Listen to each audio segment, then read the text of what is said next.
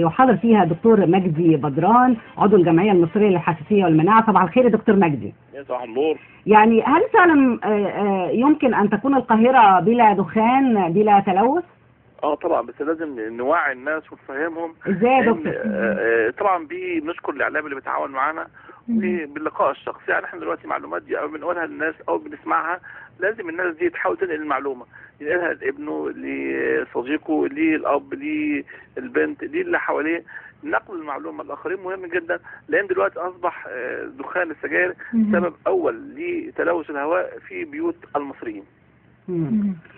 يعني لو حطينا نقاط معينة يا دكتور مجدي، ان احنا ازاي دفع انفسنا في الاول، يعني 1 2 3 نعمل كذا، الحكومة عليها كذا، الاشخاص عليهم كذا. اهم حاجه طبعا في قوانين موجوده لمكافحه التدخين في مصر، ولكنها لا تنفذ، ودي مهمه جدا. نمره 2 ان احنا لازم ندافع عن حق المواطن العادي في مكافحه التدخين السلبي، لان التدخين السلبي منتشر جدا بنسبه 80% من المواصلات و70% من البيوت. ومخاطر التدخين السلبي انه ممكن يؤدي الى اصابه اطفال صغار بالسرطان، سواء كان الصدر عند الاطفال او مثلا البوليه عند البنات. المخاطر الاخرى كمان اللي لسه ان شاء الله هعرضها بكره في الندوه ان شاء الله، ان تبين ان بقايا النيكوتين وبقايا 5000 ماده موجوده في السيجاره ممكن تلزق، تلتصق بالاسطح لعده ايام. ممكن تلصق في الملابس، ممكن تلصق في الكراسي واي نسيج، وده ممكن يخلي طرف ثالث بعد كده ما حضرش التدخين اصلا، او التدخين السلبي ما حضرش التدخين، يتعرض لمواد ممكن تكون مسرطنه على المدى البعيد. يعني يا دكتور بعد اذن حضرتك، يعني بعض المواد ممكن تلتصق بالملابس، وعند استنشاق شخص اخر لها تؤثر عليه سلبا. كنا زمان بنقول ايه، يقول لك لا انا بدخل، خلاص يا دكتور انا مش هدخن في البيت، انا هدخن بره بس.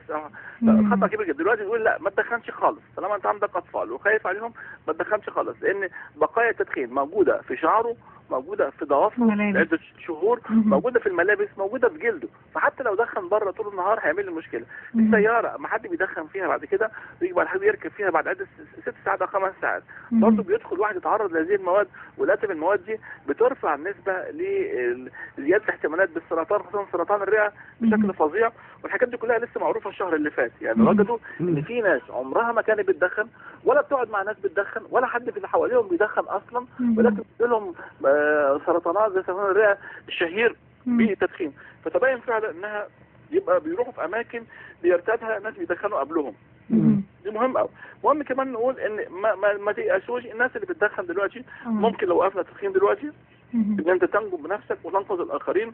المهم نقول ان احنا ما دام عرفنا التدخين بيقتل الاخرين، فازاي هسمح لنفسي ان انا اقتل اصحابي واقتل قرايبي واقتل الناس اللي في الشارع الابرياء ان انا هدخن فيهم؟ المهم قوي دلوقتي ان احنا نفعل دور المواطن في مقاومه الخطر الكبير للتدخين السلبي اللي ما حدش واخد باله منه. دكتور مجدي، هل هناك بعض الاطعمه او بعض المشروبات ممكن ان هي تقلل من حده الاثار السلبيه لدى المستنشق لهواء المدخن؟ صحيح. اول حاجه ان هو يشرب ميه كتير، خاصه في الليل.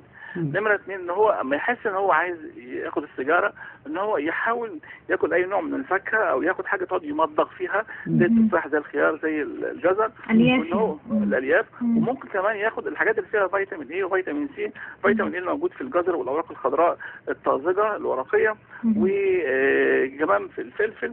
وفيتامين سي موجود في الكيوي والبروكلي والبرتقال والليمون والجوافه. الحاجات دي وجد فعلا انها بتساعد في الاقلاع. مهم هو كمان المشي. مش عارفين ليه، بس هو اتضح فعلا اللي بيمشي على الاقل مثلا اكثر من ساعه يوميا، اللي بيمشي ويبقى عنده العزيمه ممكن ينجو بنفسه من التدخين ان شاء الله. دكتور مجدي بدران عضو الجمعيه المصريه للحساسيه والمناعه، شكرا جزيلا لك، ونتمنى الصحه والسلامه لكل مستمعينا ولكل المدخنين ولكل المدخنين السلبيين. شكرا يا فندم، اشكر حضرتك. شكرا جزيلا. شكرا.